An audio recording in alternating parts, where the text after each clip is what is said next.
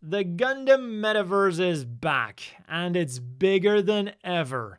Not that that's necessarily a good thing, but before we can even jump into that, and before we can even create our avatar, we have to connect to the Gundam Metaverse.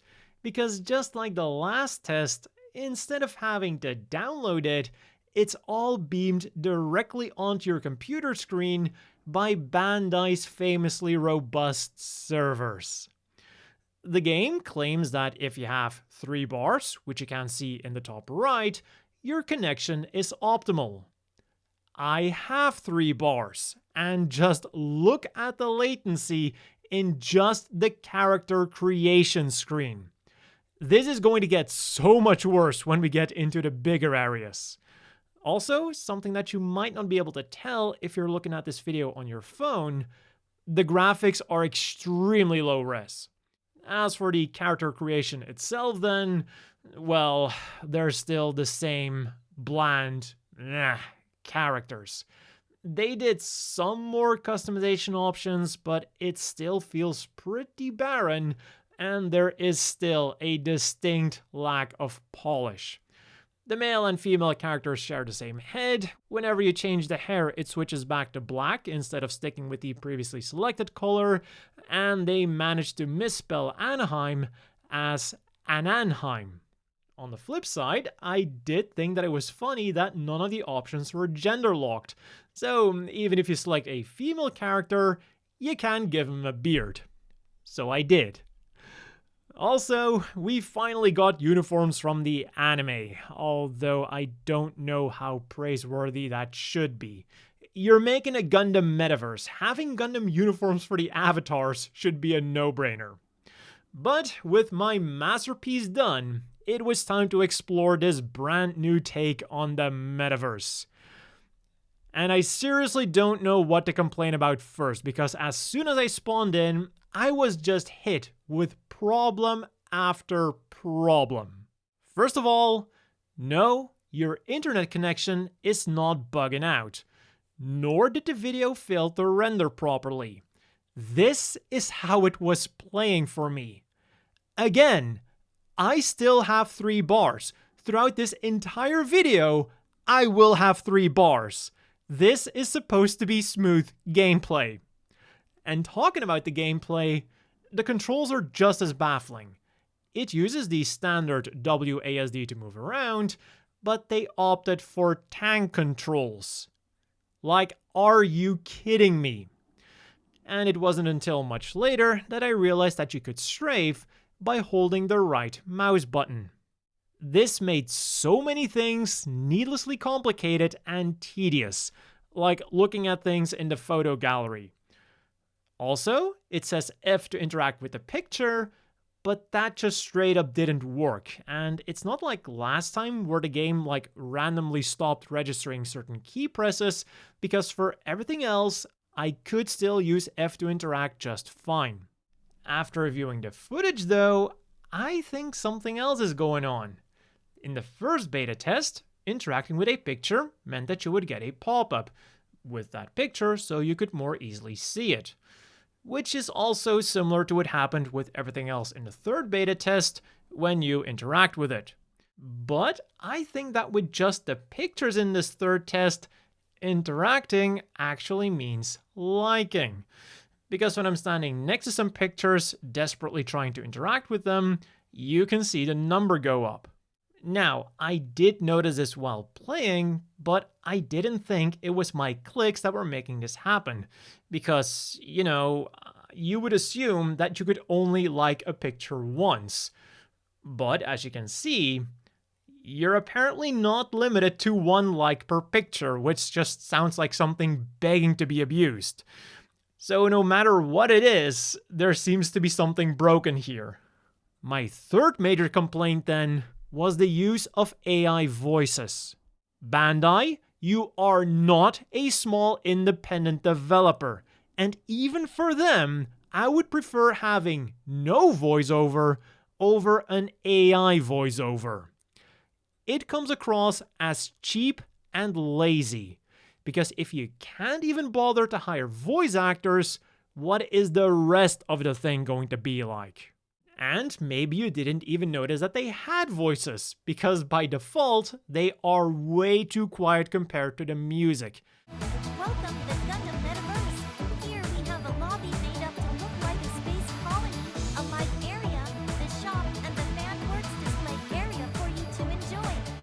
And there's not even a good way to fix this, because the voices are lumped together in the options with the other sound effects.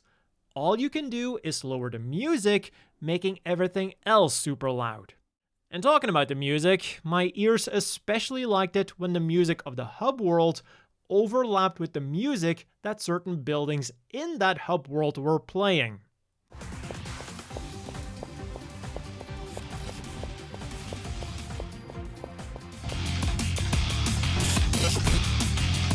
And while my ears were being assaulted, the frame rate was actually making me sick, so I had to go take a break.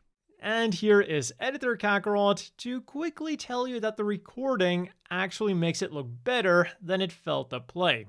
It's not so much the frame rate, but the latency that killed the experience for me, and actually did make me slightly motion sick. Smaller bugs then were the shop still being in Japanese despite me playing in English. This guy is moonwalking, there's another spelling mistake right here, and one time, my movement keys got stuck. I'm not pressing any buttons here, and the only way to fix this was by relaunching the game. But what could you actually do in the metaverse? I already briefly touched upon two things. There's the store, which is in Japanese, and the photo gallery, which is glitched. Other small things are a Gundam Museum, where you just run through a hallway with characters. You can collect card-ass cards, which still don't do anything, although I do like how they now resize the gachapon machines to their real-life size, rather than a ridiculously giant one. Unfortunately though, there's no sound playing when you're getting the cards. Again, this just feels cheap. There's a theater where they're currently playing trailers for Requiem for Vengeance, which then made me wonder why not a trailer of G-Quux, because, you know, that's the thing you might want to be promoting right now. There's a Gunpla Builders exhibition to show off some of the 3D scanned Gunpla. There's digital dioramas, which is the same thing again, but now instead of 3D scanned Gunpla, it's 3D scanned dioramas. And we have the smartphone Gunpla scan beta, where you can check out some of the Gunpla that was scanned in with just a smartphone. And considering that's all they used, they do look pretty good. Oh, and one cute thing that you can do is leave messages on the ground, which then appear in the form of horos.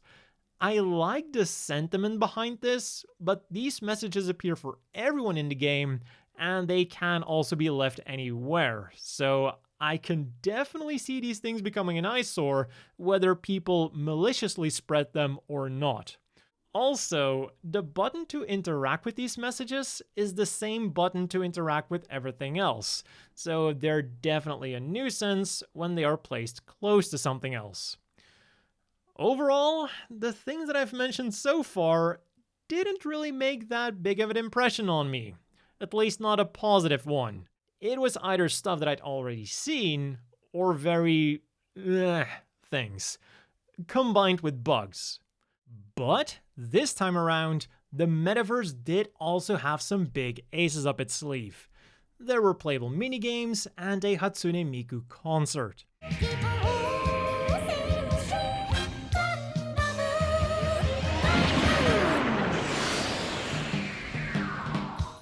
And credit where credit is due, I did actually enjoy them.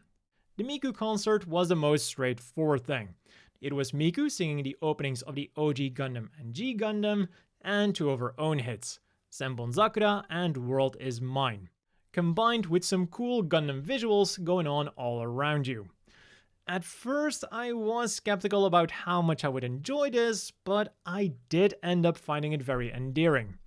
I especially liked the Shining Gundams that were dancing along with Miku.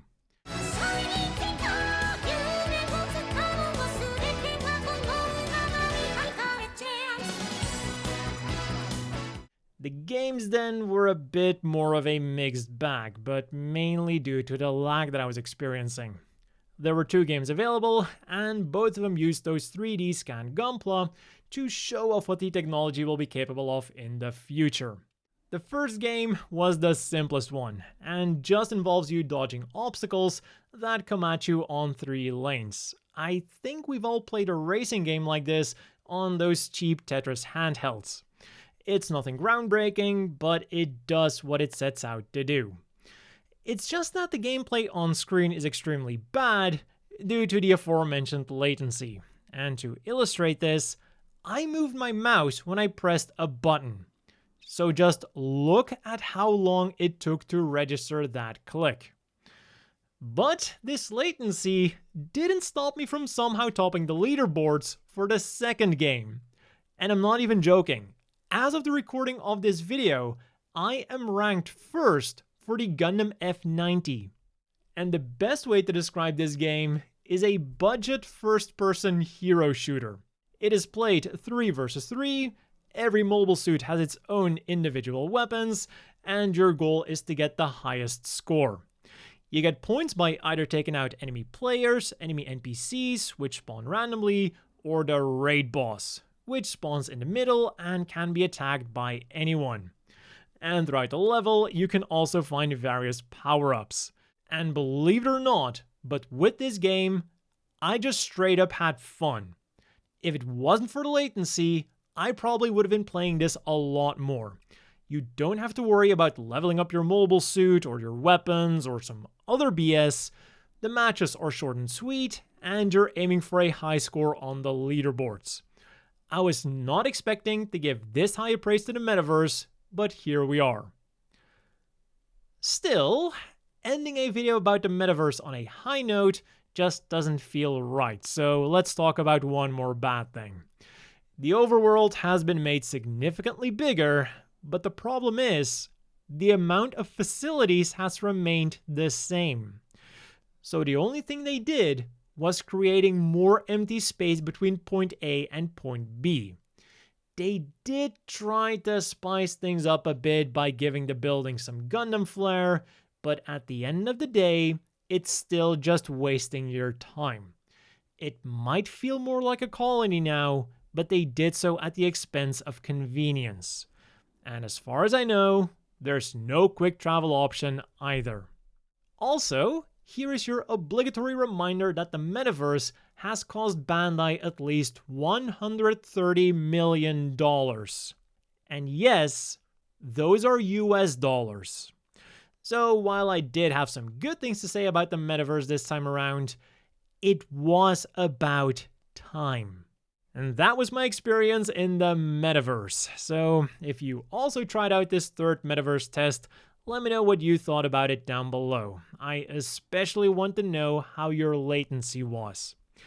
As always, a big thank you to the Patreon supporters. I hope everyone watching has a great day, and I'll see you all next time.